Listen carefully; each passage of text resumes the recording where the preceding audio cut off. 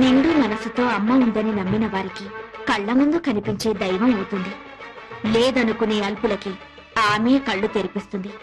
నైవేద్యాన్ని ఆ అమ్మనే పిలిచి తినిపించాడు ఓ చిన్న పూజారి. ఓం శ్రీ కనకదుర్గా దేవి దత్తాత్రేయ, నేను ట్రస్టీ గారితో మాట్లాడొస్తాను. త్వరగా నైవేద్యం పెట్టేసి మేయర్ గారింటికి ప్రసాదం పట్టుకెళ్ళాలి. నేను వేద పాఠశాలకు వెళ్ళాలి, తొందరగా రండి. అవన్నీ తర్వాత, అమ్మవారికి నైవేద్యం పెట్టాకే వెళ్ళు. నేను